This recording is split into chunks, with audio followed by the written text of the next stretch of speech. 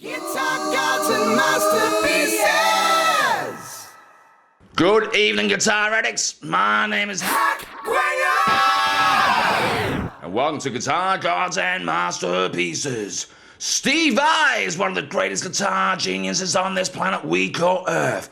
I was lucky enough to breathe the same air for a couple of hours with Steve at Airlock Studios in Brisbane. What an amazing honor for a guitar hack like me. This part alien and living guitar god has inspired a whole generation of guitar players ever since his days with Frank Zappa. It is sometimes hard to convince such an inspirational and humble genius of their value to the evolution of rock and the guitar world. Anyway, I thought I'd give it a try. Let's have a look. The evolution of rock guitar playing for me has consisted of four major players that have influenced each decade since the 1960s. Although they each cross over to the next decade a little bit. Jimi Hendrix was the man of the 60s, Jimmy Page was the man of the 70s, Eddie Van Halen was the man of the 80s, Steve Vai is the man of the 90s and beyond. What would rock be like without Hendrix? We might all be playing acoustic guitars. It I wouldn't. feel so. It certainly. I don't know, but it certainly.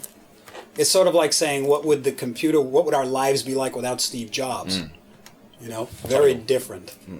But we sort of have a way of finding messiahs. You know, they always show up. Not that I include myself in your. Thank you very much, but More than welcome. you know. You know, what would it have been like if Jimmy didn't show up? I don't know. You know, it would have been really weird. Boring. I think about it, and yeah, it would have been. Well, you don't know who else.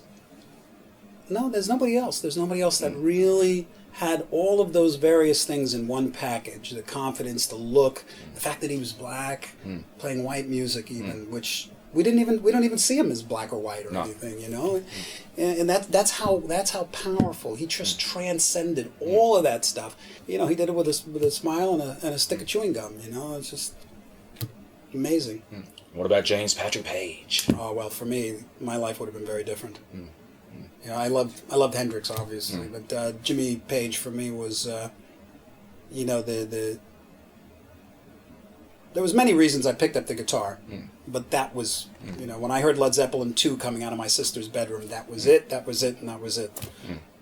I think he's one of the greatest, well, probably the greatest guitar player that ever lived, only because, you know, I mean, we all know he's kind of, you know, visceral when he plays and all this, but he had a sound, he had a vision, and he had this confidence that was just supreme, and he was the coolest rock star. Definitely had the look. Yeah. And Eddie Van Halen. Ah, Edward. I mean, you know, I mean, you were there. I'm from the 80s, yes, I was there in the 80s. Yeah. He redefined the instrument. You know, he redefined it. And you know, it's funny, when you look back, you think, well, all these guys came along at perfectly the right time. But in reality, they created the time. You can't say, well, Edward came around in the 80s because, you know, and it was so great, it was so perfect that he came in the 80s because... you know, the 80s, what would they have been? But he created that. That's our whole vision of guitar playing in the 80s, or 80s, yeah. It was based on, you know, I mean, you know, of course there's many different schools of guitar playing, but the majority of players, when he came out, I mean, it had all the same kind of, it had all the packages that the other guys had, but they were wrapped differently. You know, we always say, well, what would have happened if, you know, so-and-so, there could never be another Hendrix. Well, there was another Hendrix, and it was Page, or for some people it was Blackmore, or whatever, and then there was another Page, and it was Edward, but they don't do the same thing, but they elevate the music and the instrument. I like that, I'm touched by the fact that you included me, but my music isn't as accessible. It's not accessible enough to be, I believe, considered revolutionary in the eyes of the way these guys were revolutionary.